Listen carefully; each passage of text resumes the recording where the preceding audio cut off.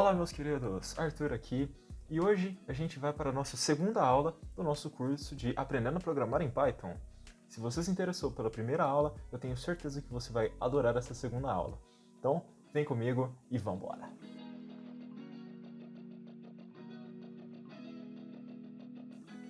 Então vamos lá, pessoal.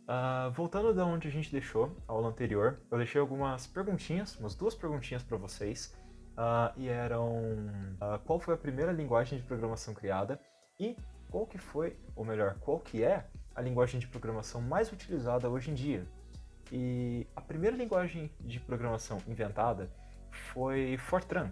Fortran foi uma linguagem de programação inventada na década de 50 e era muito utilizada para contas matemáticas, para aplicações científicas principalmente, porque ela trabalhava não necessariamente com sintaxes como a gente conhece em outras linguagens, como por exemplo Python, Java, C, C++, ela trabalha numericamente.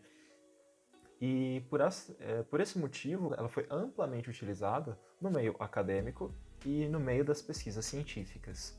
Foi muito utilizada durante várias décadas, desde sua criação na década de 50 até décadas à frente, e ela permitiu que muito pudesse ser feito com computadores. Ela permitiu basicamente que computadores se tornassem ferramentas para nós, tudo bem?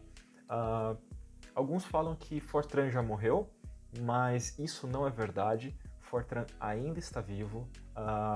Claro, a gente não costuma programar mais em Fortran, porque a sintaxe, o design de Fortran já não é mais atualizado. O paradigma de programação que o Fortran utiliza não é mais atual de maneira alguma, porque afinal de contas é uma linguagem criada na década de 50, principalmente para resolução de problemas numéricos, e hoje em dia a gente não lida mais com isso, ou pelo menos não só com isso, né? Outras linguagens mais comuns e mais recentes, elas conseguem fazer isso também. Devido a esses motivos que eu falei, Fortran não é mais tão utilizado, mas ainda é utilizado sim. No ramo da supercomputação, Fortran e C++ dominam. São duas linguagens ainda muito utilizadas neste âmbito, claro, para programadores comuns que estão mais interessados em desenvolver aplicações para a internet ou para dispositivos móveis ou até mesmo para computadores Windows, macOS e Linux. A gente não usa tanto essa linguagem de programação. C++ a gente usa bastante, Fortran mesmo a gente acaba não usando. E isso é importante de a gente notar porque acontece com muitas linguagens. Apesar das linguagens se tornarem menos relevantes ou caírem em desuso, ela nunca chega no seu desuso completo. Uma linguagem nunca está declarada morta. A gente sempre vai continuar vendo essa linguagem e sempre precisarão de pessoas que conhecem dessa linguagem, porque afinal de contas o software precisa de manutenção. É tarefa dos desenvolvedores também dar manutenção ao software que foi feito. Então muitos programas ainda que foram feitos em Fortran ainda rodam hoje em dia, ainda são responsáveis por fazerem, por exemplo, empresas estarem funcionando, ou alguns sistemas funcionarem da maneira que devem, e infelizmente esses softwares precisam de manutenção em um certo ponto. Então é necessário que sempre existam pessoas que tenham conhecimento dessa linguagem de programação para que possam dar manutenção a esse código e corrigir eventuais problemas que venham a acontecer com ele. Então, novamente, mesmo que você possa imaginar que tal linguagem está morta, não tem motivo mais para eu saber dela, não tem motivo para eu estudá-la mais. Muito pelo contrário, sempre vai existir um campo onde ela é aplicável. Fortran, inclusive, não está somente no âmbito da correção de erros em programas já desenvolvidos. Como eu falei, está na supercomputação também. Então, para quem quer ir para a área da supercomputação, é definitivamente uma linguagem muito importante para se aprender. E assim como Fortran, muitas outras acabam sofrendo o mesmo processo. COBOL, até mesmo a linguagem C muitas vezes é tratada dessa maneira, mas muito pelo contrário, essas linguagens estão longe de estarem mortas. A gente ainda consegue desenvolver muitos programas utilizando-as, são linguagens muitíssimo importantes, muitos sistemas utilizam elas e de maneira alguma você vai estar perdendo seu tempo em aprendê-las. Lembre-se disso, aprender uma linguagem nova nunca é perda de tempo, é conhecimento que você está adquirindo e este conhecimento pode te salvar em algum momento na sua carreira profissional. Então agora vamos para a segunda pergunta. Qual que é a linguagem de programação mais utilizada hoje em dia? E a resposta é...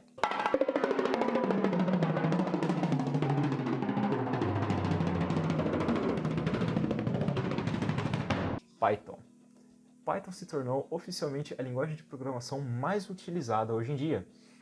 Já faz um tempo que isso aconteceu. Python, desde seu lançamento, vem ganhando muita notoriedade, principalmente na área de análise de dados. Você pode pensar em Python meio como um Excel. Se você colocar muitos dados no Excel, vários números e tudo mais, você consegue tratar aqueles dados, você consegue armazenar, ou melhor, você consegue organizá-los da maneira que você quer, você pode extrair conhecimento destes números, destes dados, e Python funciona dessa maneira também. Python permite que muitos números, muitos dados obtidos com a pesquisa, com testes, possam ser analisados de uma vez. Ele sabe trabalhar com um grande volume de dados e que esses dados possam ser tratados de diversas maneiras, sejam fazendo gráficos ou para análises estatísticas ou até mesmo inteligência artificial. Python é sem dúvida uma das melhores linguagens nesta área e por isso muitos cientistas de dados estão utilizando Python cada vez mais, por conter bibliotecas que sabem lidar com este tipo de trabalho muito melhor do que outras linguagens e faz esse trabalho de maneira muito mais otimizada que outras linguagens de programação.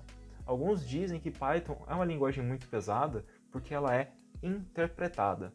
Diferente da linguagem C, C é uma linguagem mais leve, que a gente pode dizer. O código que você escreve em linguagem C é facilmente traduzido em linguagem que o computador consegue entender. Muito pelo contrário, acontece com Python. Python é uma linguagem que precisa ser interpretada para que só depois possa ser convertida em algo que o computador consegue entender. Então ele tem como se fosse um andar a mais na escala de facilidade para o computador interpretar, tudo bem?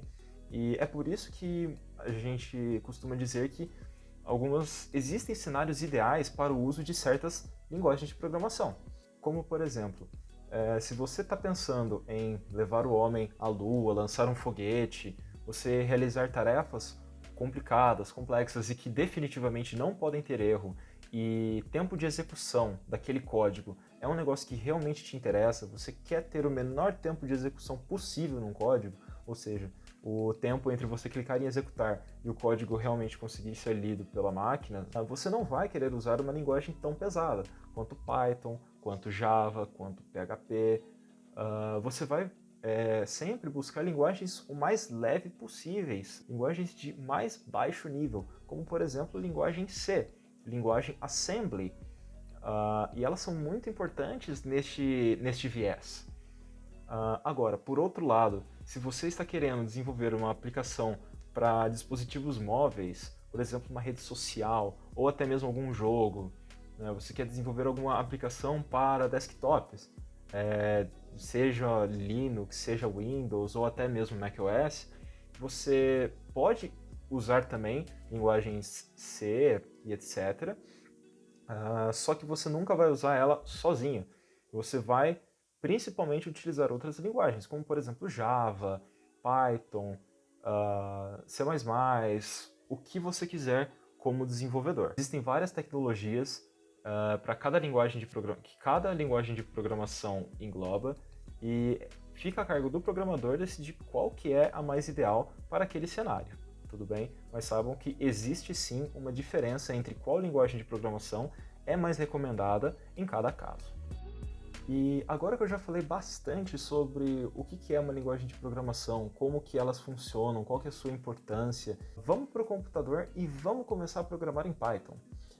Eu quero que vocês acessem o Google Collaboration, vai ter um link aqui embaixo, ou então vocês podem digitar no Google Collaboration ou Google Colab ou só Colab e clicar no link do Google e ele vai abrir um site, o Google Colab, onde vocês vão poder editar códigos, executar códigos, analisar e fazer diversas coisas. Normalmente, para Python, a gente instala o Python, requer um processo de instalação na sua máquina, mas no Google Collaboration a gente não precisa fazer isso. Qualquer código que a gente escrever em Python lá, ele é compilado em nuvem. Dessa maneira a gente não tem que instalar nada em nossa máquina para testar e desenvolver nossos códigos, tudo bem? Então, procurem o link e daqui a pouco a gente já volta.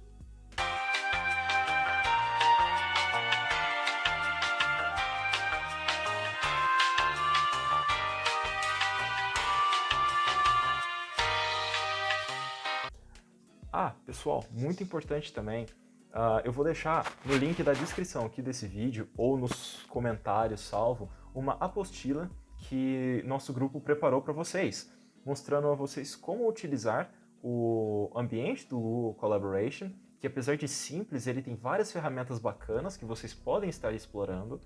E esta apostila vai estar mostrando para vocês o básico do que dá para fazer, como que é para utilizar, terá alguns exemplos de código muito bacanas, os quais a gente também estará tratando nessa aula, e é realmente um material essencial para vocês estarem dando uma olhada para aprender a programar da melhor maneira possível, tudo bem? Se vocês já entraram no Colab, vocês já baixaram essa apostila, depois dê uma olhada, tudo bem? Então, sem mais delongas, vamos para o código. Muito bom, pessoal. Então agora estamos aqui no Google Colab. Vocês podem ver eu acenando o meu cursor. E a gente vai clicar aqui, ó, em Novo Notebook. Clicamos.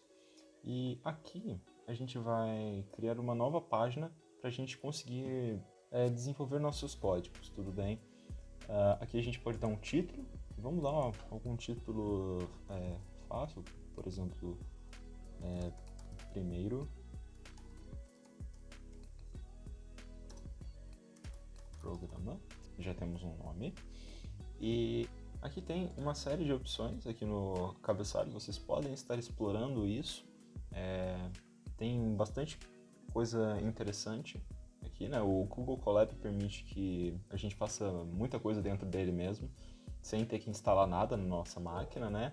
Mas por enquanto a gente vai focar no código mesmo, vamos lá. Aqui dentro, nessa célula, né, nesse retângulo, a gente pode escrever o nosso código. Então, vamos começar. Sem dúvida, a sintaxe principal de Python é print. Print nada mais é do que uma função que vai pegar o que você está escrevendo e vai mostrar para o usuário. Então, por exemplo, se eu escrever print, eu tenho que escrever certo também, né? Abre parênteses e eu posso escrever, entre aspas, olá mundo. Se eu clicar aqui em executar,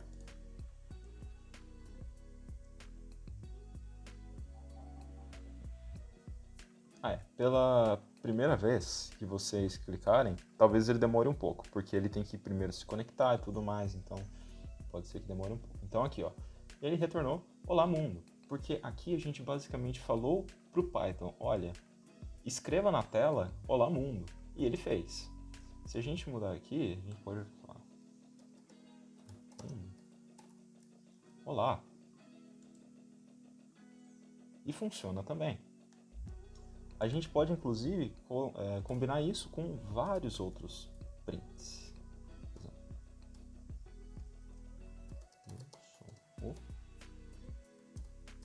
Python. E a gente pode rodar. Viu? E da mesma maneira a gente pode colocar muita coisa.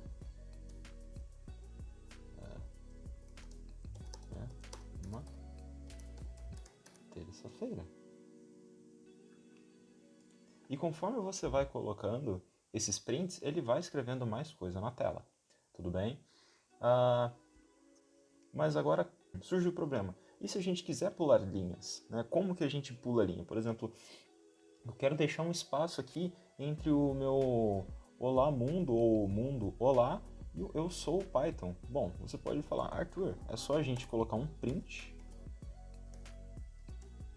vazio. Será que funciona? funciona. A gente colocou um espaço. Mas a gente não precisa fazer isso. Isso daqui é gastar linha à toa. A gente pode chegar aqui no final, ó, colocar um /n. O que o /n faz? O /n a gente chama de escape character. Ou seja, é um caractere, o /n é interpretado como um caractere só, né, entre algumas aspas. E toda vez que o Python enxergar esse /n, ele vai falar, opa, eu tenho que pular uma linha então. Então vamos dar uma olhada aqui. Vamos mostrar sem o /n, né? Para vocês se lembrarem. Ele não pula nenhuma linha. E se a gente colocar o /n aqui, ele vai pular uma linha. Eu posso colocar aqui. Eu posso combinar vários /n's. Aqui ele vai pular, eu acho que 4 linhas. Então vai ficar meio aí, um espaço grandão. E eu posso também colocar ele no começo da frase. Eu posso colocar ele no meio. Por exemplo, vamos colocar aqui, ó. Então essas são algumas das bagunças que a gente consegue fazer com o código. Então a gente pode fazer o seguinte também. Vou colocar, olá mundo, eu sou o... E aqui a gente pode fazer o nosso programa responder de maneiras diferentes para nós, tudo bem? Por exemplo, a gente poderia falar, olá mundo, eu sou o Python, mas e se eu quiser mudar isso?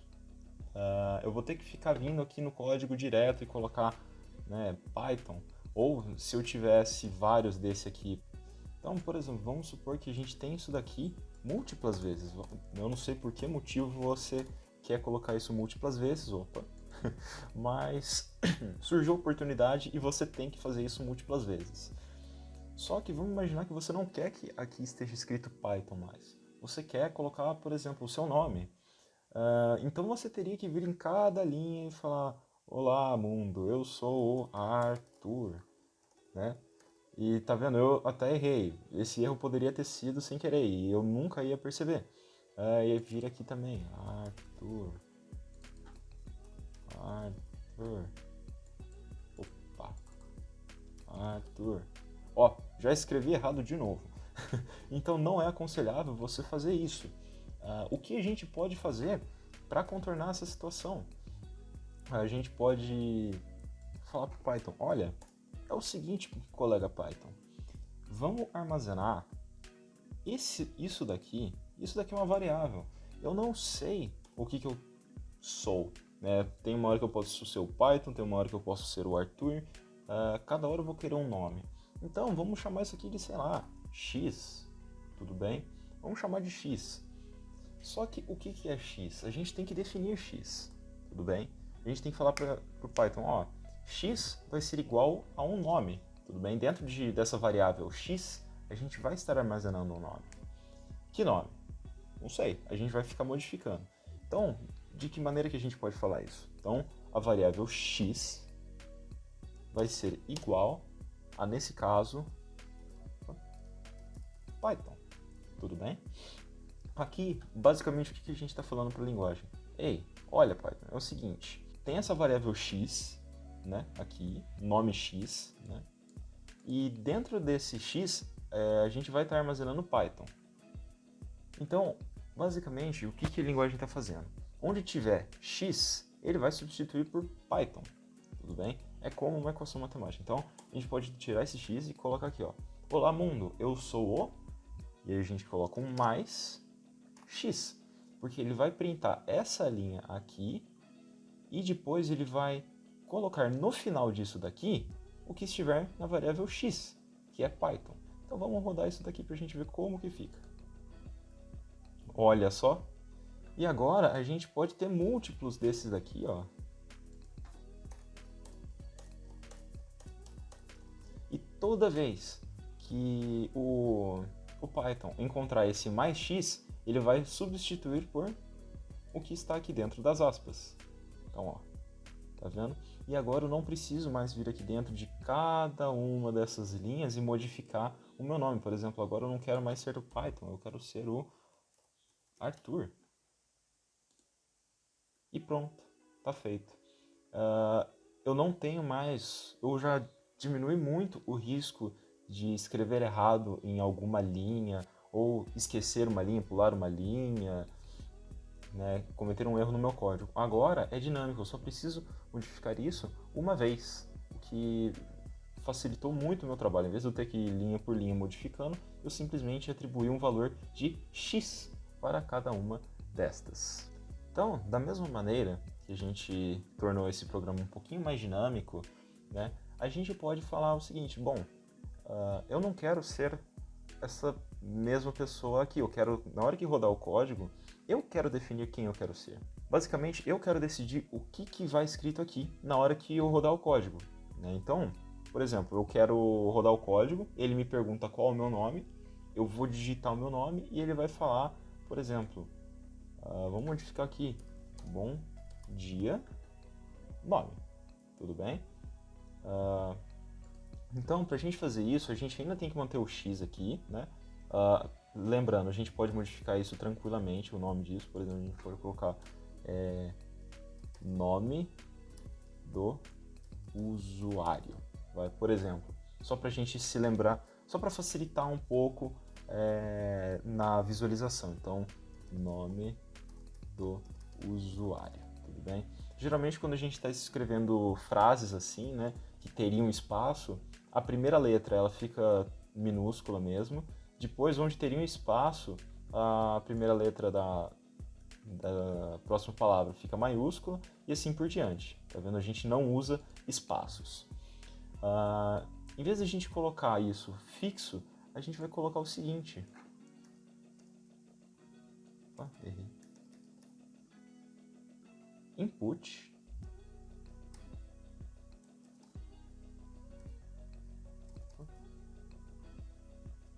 é igual a input. Então, primeiramente, a gente está falando aqui pro Python. Olha, Python, seguinte, cria uma variável com o nome do usuário. Tudo bem, está criado. E atribua para essa variável o valor de input. Poxa vida, mas o que é input? Input nada mais é do que o programa esperando o usuário digitar.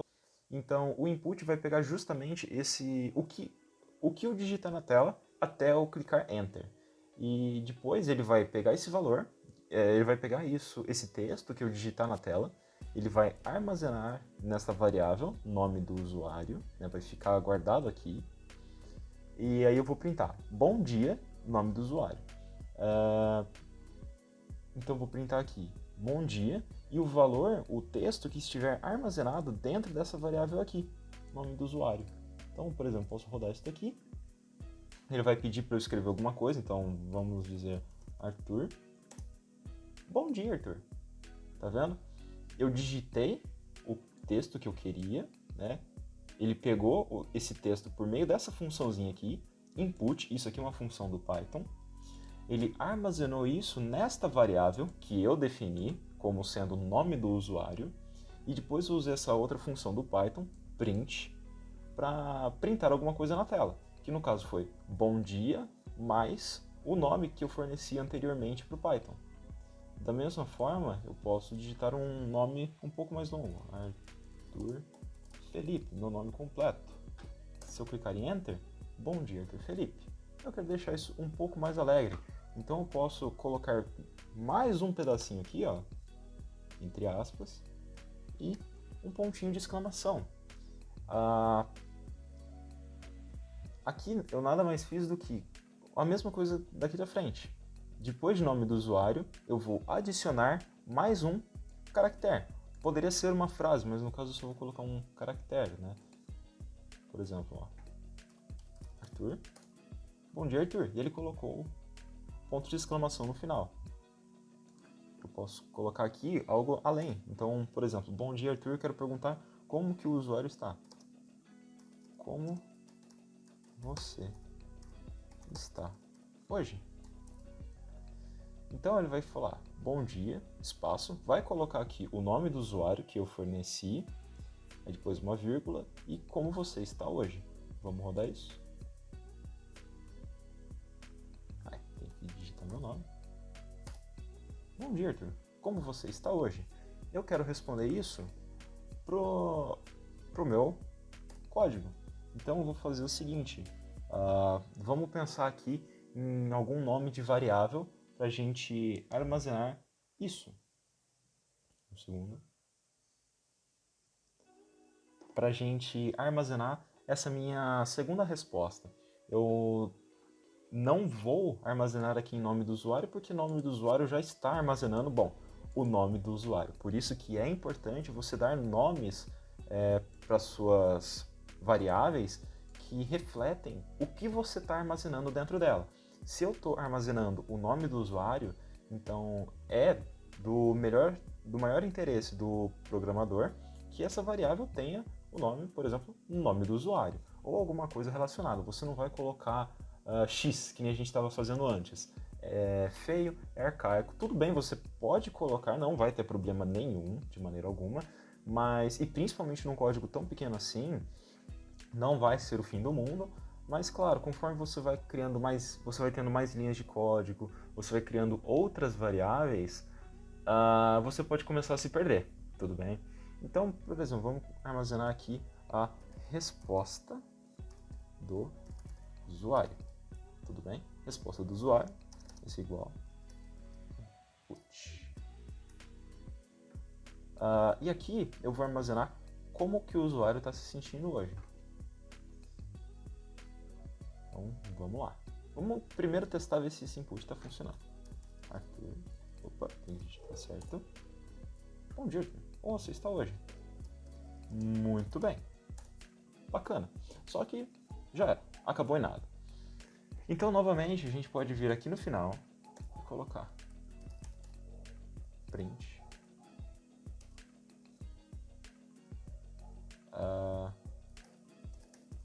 Obrigado por me dizer. Desejo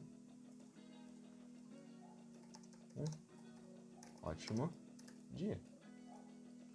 Olha que legal. Então, vamos lá. Eu sou o Arthur.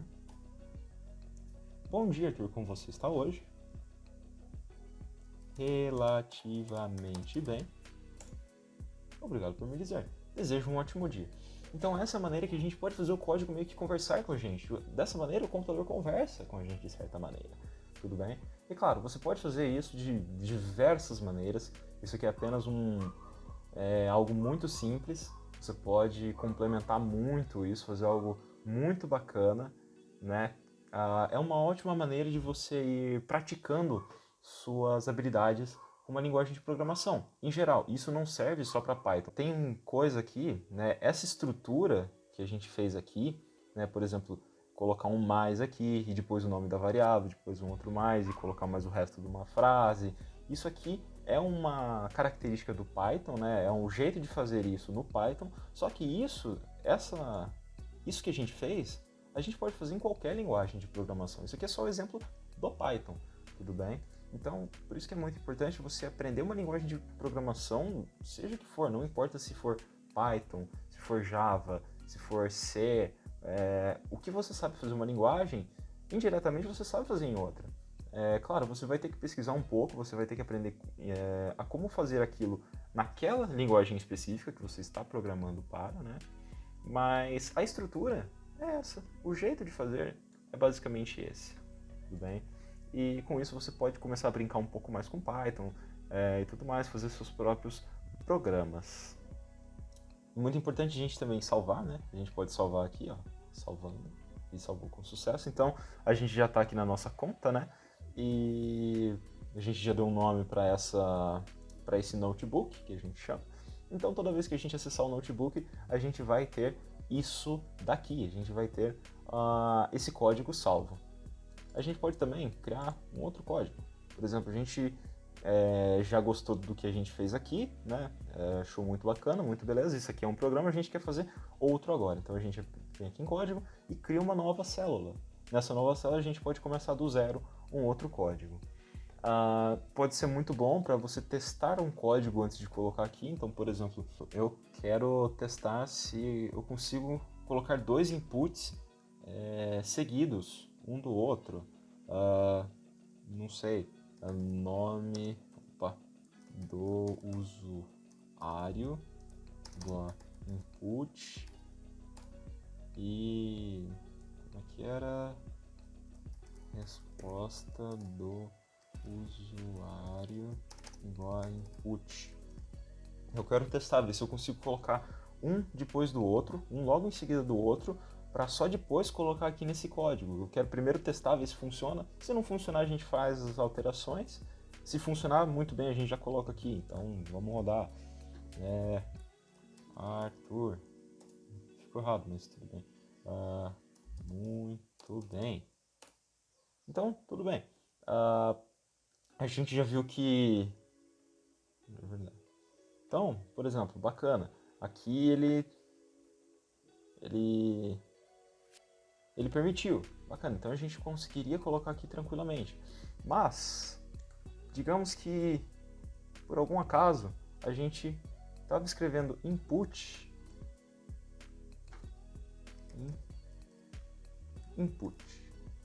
Eu errei uma letra. Era para ser um T, eu escrevi um Y.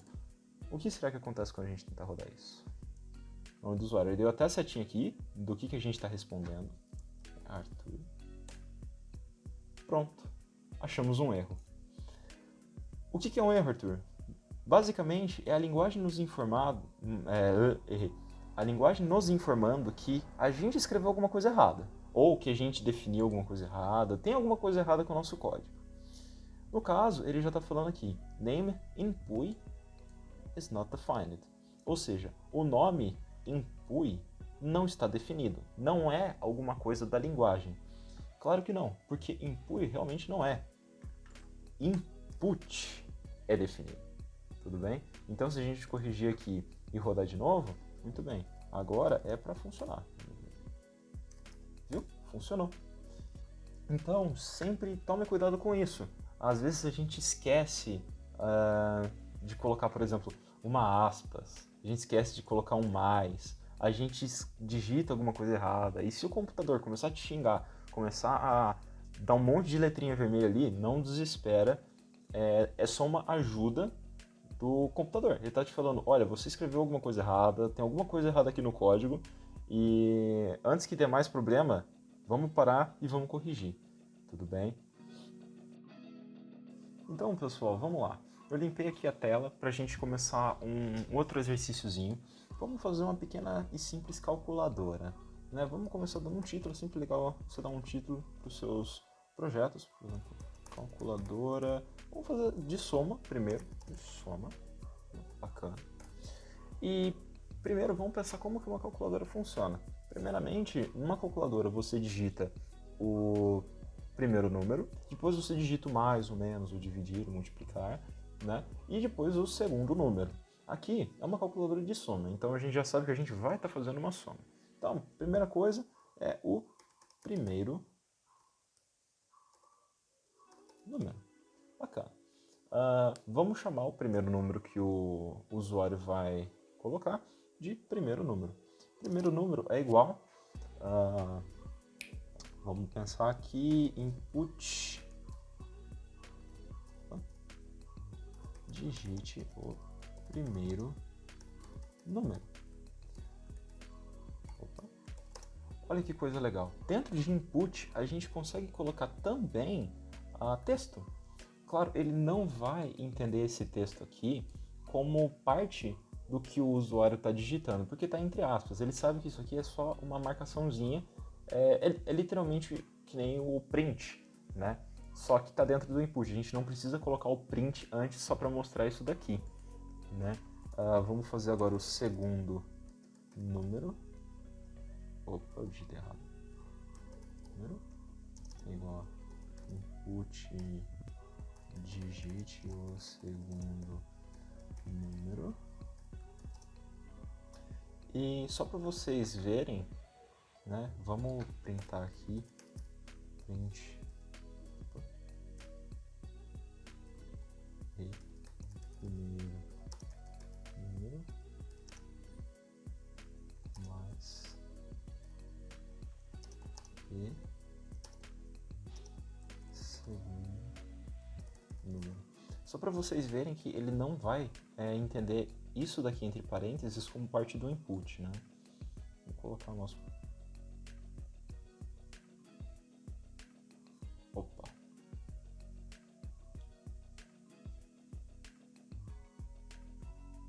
Opa! Ó, olha a burrada do Arthur. Eu coloquei um espaço aqui. Desculpa, galera. É força do hábito. Viu como é importante a gente ter esse negocinho de erro aqui? A gente olha aqui e ele falou, ó, a sintaxe tá inválida. Tem alguma coisa errada aqui. Aí você olha, ó, tem um espaço aqui, eu digitei errado. Acontece, tudo bem? Acontece. Então o primeiro número é 2, o segundo número é 5, 2 e 5, tudo bem. Então ele não tá pegando essa parte de digite primeiro número, tá tudo certo. A gente poderia então fazer o seguinte, vamos tirar isso daqui e a gente vai simplesmente somar primeiro número mais segundo número. É para funcionar, não é? Não sei. Vamos lá. 5, 6. Bom, 5 mais 6 não costuma dar 56. Mas vocês conseguiram entender o que aconteceu aqui?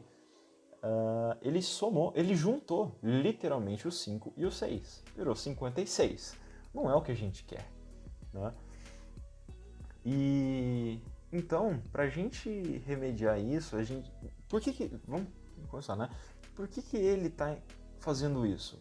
Porque ele está tratando o nosso input, né, o que a gente está digitando, né, o 5 e o 6, como texto, né, como simplesmente texto. Então ele está pegando o texto de valor 5, o texto de valor 6 e somando eles, colocando um junto do outro, né?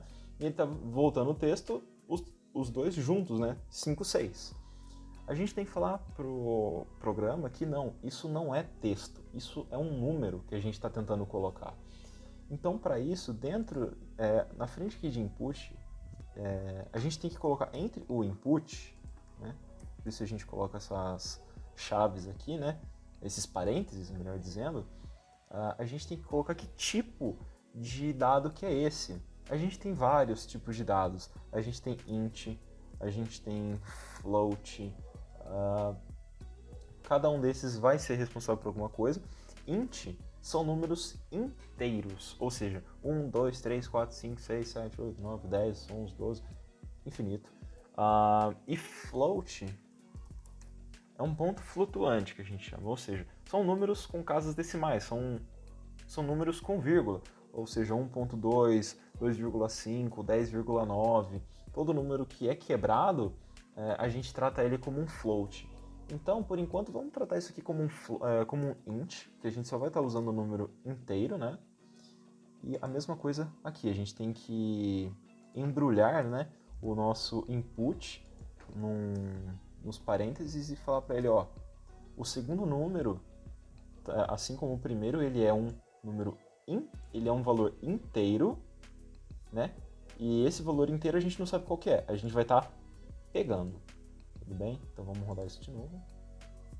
O primeiro número é 5, o segundo número é 6, viu? Somou. Agora funcionou, porque ele está entendendo que esse número, ou melhor, que o que a gente está digitando é um número propriamente dito, e não um texto, né? Agora vem o problema, e se a gente digitar, por exemplo, 6.5 e já era. Ele não deixou nem a gente colocar o segundo valor. Ele já deu um erro aqui pra gente. Vamos ver o que ele falou pra gente. Value error, invalid literal for int. That's base 10. Tudo bem, então ele falou pra gente que o valor que a gente colocou aqui, ele não é válido para o tipo inteiro de base 10. Ou seja, inteiros são em base 10. Não pode ter vírgula, né? E a gente fez exatamente isso. A gente colocou um número com vírgula. Então, para a gente remediar isso, a gente pode colocar float, ponto flutuante. Vamos rodar de novo. 6.5, 3.2. Olha, eu não sou muito bom em matemática, mas eu vou imaginar que isso daqui tá certo. Mas, Arthur, e se, por algum motivo, a gente colocar 3.2 e somar com 5, que é um valor inteiro? Vai dar erro? Não, porque o float ele sabe trabalhar com números inteiros também. Então para o float não faz diferença se o número ele é inteiro ou ele é quebrado, tá tudo bem, ele sabe trabalhar com os dois. Agora o int, muito pelo contrário, ele só sabe trabalhar com valores inteiros, tudo bem? Agora tem um negócio que eu quero modificar aqui que tá me deixando louco da vida. A gente tá printando e somando ao mesmo tempo. Toda vez que você vai fazer um código, tente organizá-lo da melhor maneira possível. Se uma função já é responsável por printar alguma coisa na tela, não faça ela também somar um número. Vamos dividir, vamos quebrar isso. Bem, porque se a gente faz isso, poxa, às vezes pode ter um erro aqui, a gente não fica mais difícil para a gente achar, não é legal. Então, da mesma maneira que aqui a gente definiu uma variável para armazenar o primeiro valor, a gente definiu uma variável para armazenar o segundo valor, a gente vai definir uma variável para armazenar o resultado. Nosso resultado é também um float, ou melhor, perdão, nosso resultado é o primeiro número mais segundo, segundo número. Ele já até completou para mim. Muito caridoso. Então aqui a gente pode substituir essa soma por simplesmente resultado. Já que a somatória do primeiro número com o segundo número vai estar armazenado na variável resultado, a gente pode simplesmente printar a variável resultado, que vai conter esse resultado, né? Então vamos lá. 5 mais 6 igual a 11.0. Claro, ele dá o ponto zero porque a gente está trabalhando com float, né? Mas sem problema, né? 11. E a gente rodar de novo. Vou colocar 3.2. Opa! Força do hábito. 9.5. Novamente, eu não sou muito bom em matemática, então vou só imaginar que isso aqui está correto. E da mesma maneira, então bacana, aqui a gente fez uma calculadora de soma. Muito bom. Vamos criar então mais uma cédula. Agora a gente quer uma calculadora de divisão. Vamos pegar esse código aqui e vamos copiar, né? Calculadora de... ou melhor, tudo bem. Uma calculadora de divisão. Calculadora de divisão. Oba! Nosso primeiro número, então, novamente, é um float, digite o primeiro número, tudo bem? Lembrando, pessoal, esses códigos aqui estão separados, tudo bem?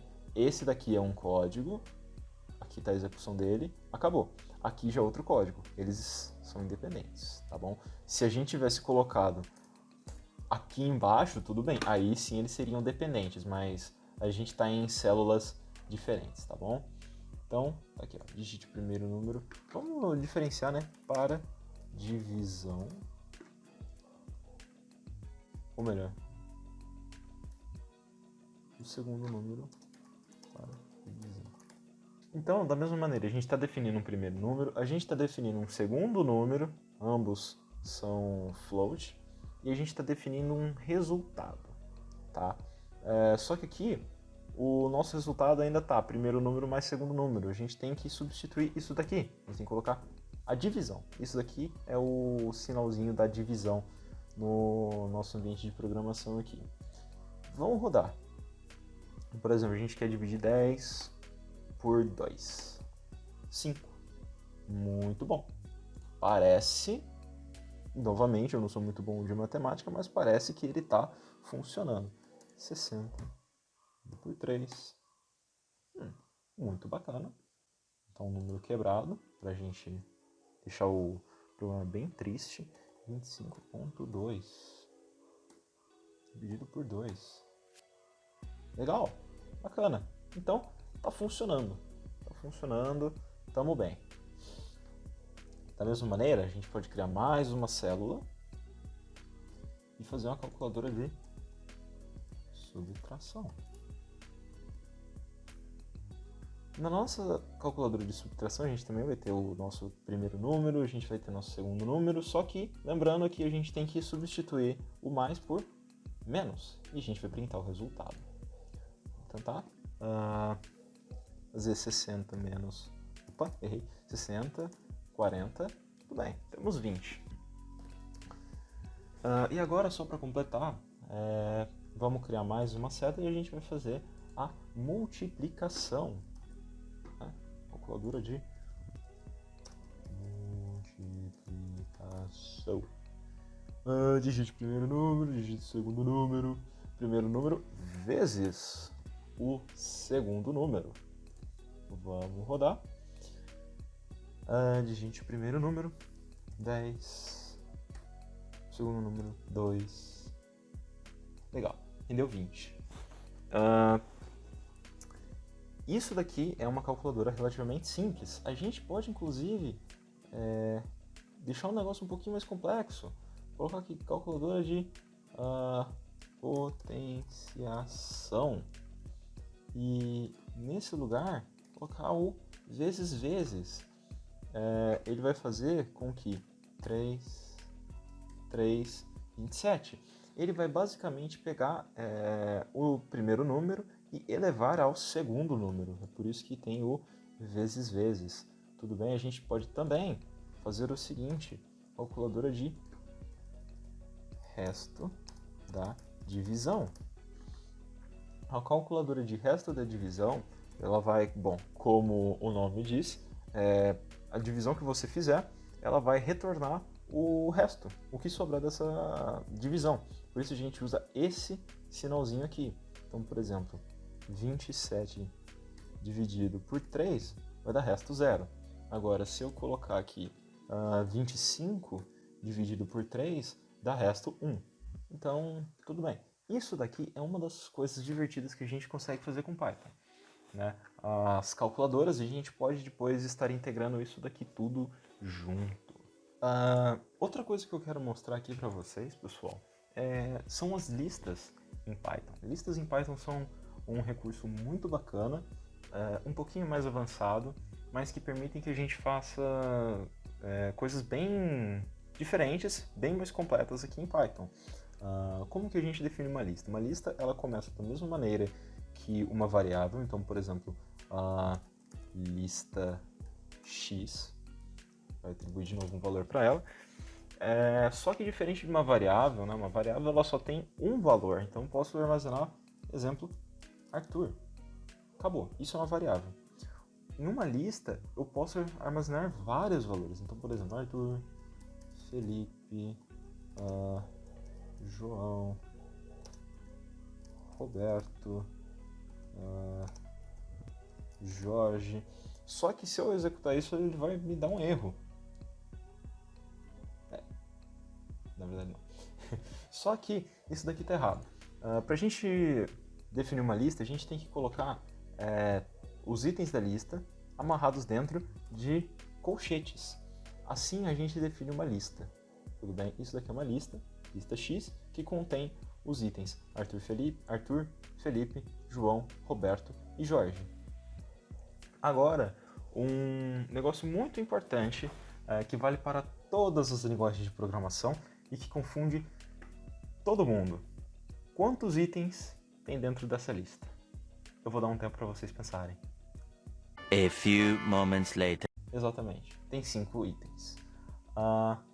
Qual que é a posição desse item e qual que é a posição desse item?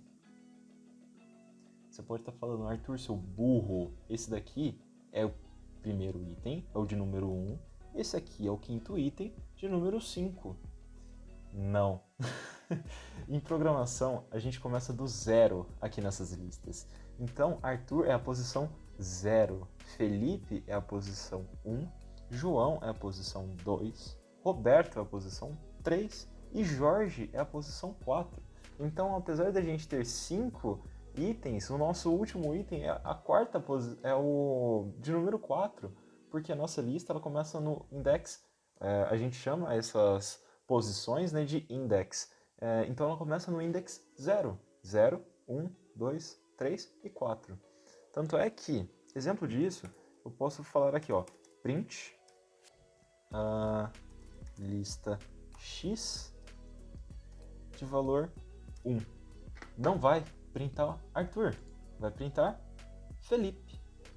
E se eu colocar aqui lista X de valor 5, né, que teoricamente seria o último valor ali, Jorge, a gente tem um erro, porque está fora do alcance da lista, ou seja, a gente não tem aqui um quinto item, né, ou melhor, desculpa, a gente não tem um item no index 5, não existe, a gente tem até o index 4, então a gente pode colocar aqui, ó, index 0 é Arthur, index 1 é Felipe, index 2 é João, index 3 é Roberto e index 4 é Jorge. Perfeito? E da mesma forma, a gente pode colocar uma segunda lista aqui, por exemplo, vamos chamar essa daqui de lista de nomes. Deixa eu colocar um nome aqui.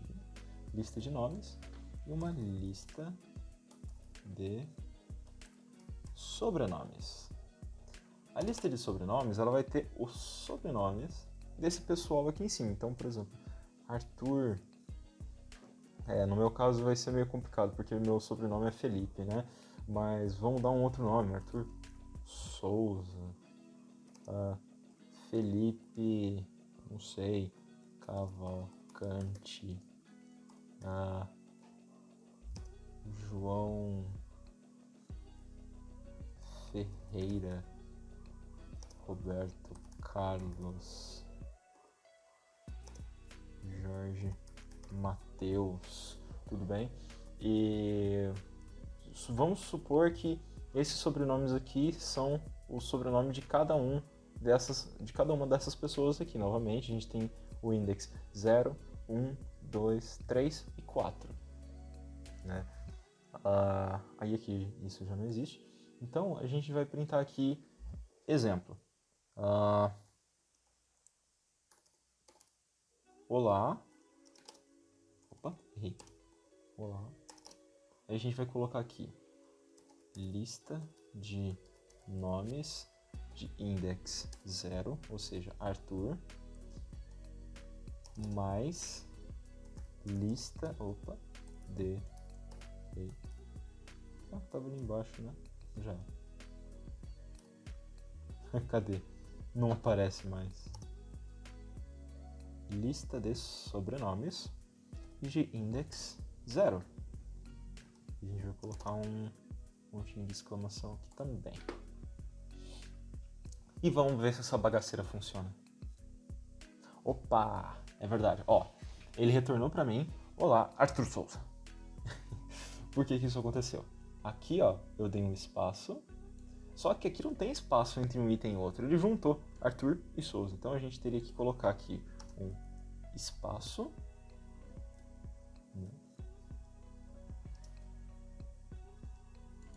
E rodar. Opa, é verdade. Eu esqueci o mais importante, colocar o espaço. Parabéns, Arthur. Okay. Olá, Arthur Souza. Da mesma maneira, eu posso alterar aqui, colocar nos dois lugares. Olá, Felipe Cavalcante. Se eu colocar 5, já era. Ele fala que não existe um index 5 em nenhuma das listas. Agora se eu colocar 4 e vamos deixar 5 aqui, novamente ele não gostou, porque claro, apesar desse daqui estar dentro do alcance dessa lista, esse daqui não está dentro do alcance da primeira lista. A gente tem que mudar isso aqui bonitinho. E pronto, funcionou.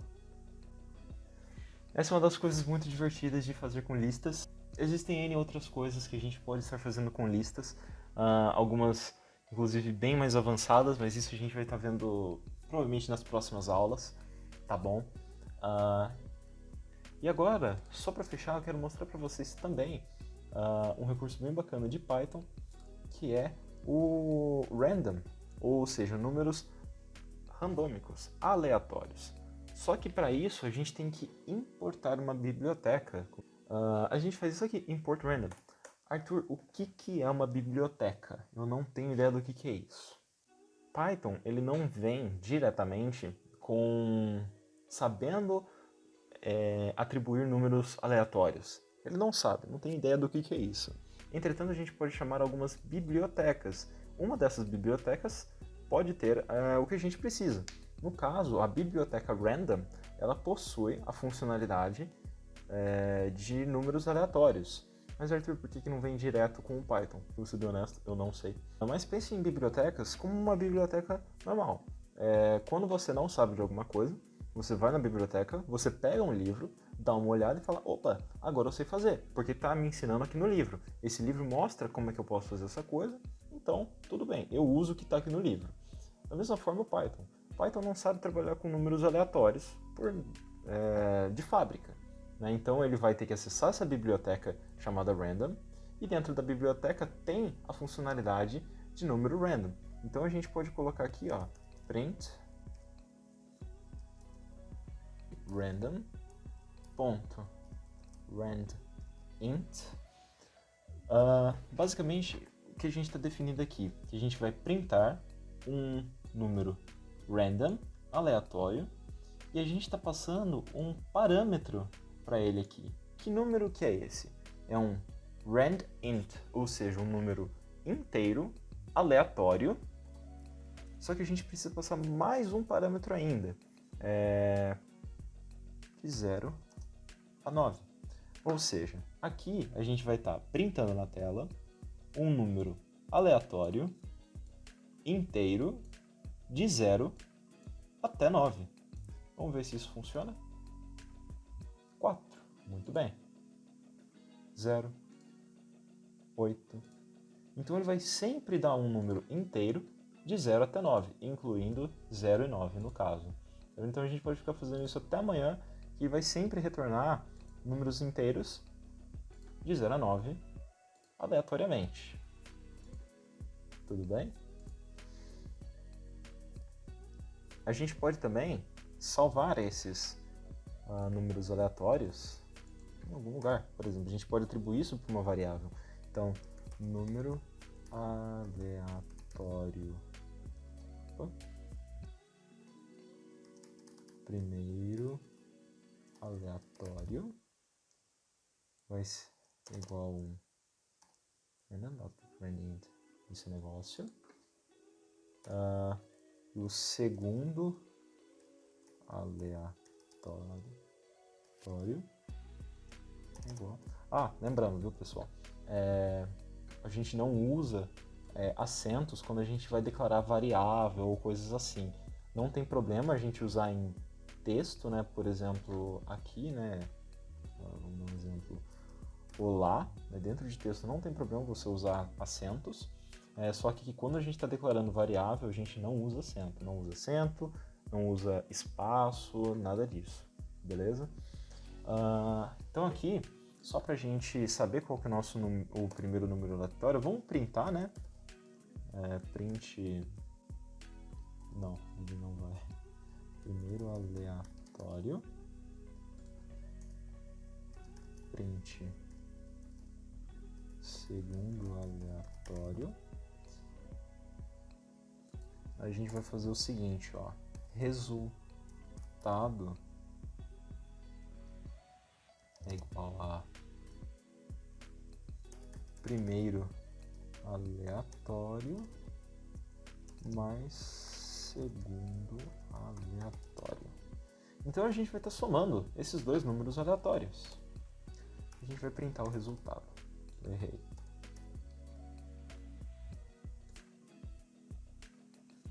Então, ele gerou um número aleatório 3. Depois, a gente printou isso, né? Depois ele gerou um segundo número aleatório 1. A gente printou isso. Depois ele somou esses dois números aleatórios, 3 mais 1 costuma dar 4, e a gente printou isso na tela, 4. Tudo bem? É assim que a gente brinca com números aleatórios. Novamente a gente pode combinar isso, como vocês podem ver, a gente pode combinar isso com bastante coisa, né? Aqui a gente combinou números aleatórios com uma calculadora de soma, né? E a gente pode combinar isso também com listas. Na próxima aula a gente vai estar fazendo isso. E basicamente não tem fim para as combinações. Você pode misturar isso do jeito que você quiser, tá bom? Inclusive, pessoal, eu incentivo vocês a entrarem aqui no Google Colab. Eu vou deixar alguns códigos para vocês aqui, para vocês testarem, né? Eu vou criar um arquivo para vocês, né, com bastante código, com algumas coisas para vocês mesmos poderem executar os códigos. E também eu peço para que vocês mandem isso, né, o resultado dessa execução para nós no Discord, no e-mail, num formato de PDF, o que for possível. E mandem pra gente, por favor. A gente quer muito ver o que vocês estão... se vocês estão aprendendo com as nossas aulas. Tudo bem? Nossa aula 2 fica por aqui. Muito obrigado a todos que me aguentaram até agora. Na próxima aula a gente vai estar falando um pouco sobre loops de repetição. E vai ficar um pouquinho mais complicado, mas sem problemas, ainda é bem tranquilo. A gente vai estar fazendo bastante exercício para vocês assimilarem isso com bastante tranquilidade, tudo bem? Muito obrigado a todos. Qualquer dúvida, por favor, deixe nos comentários. E vejo vocês da próxima vez. Tchau, tchau. Até mais.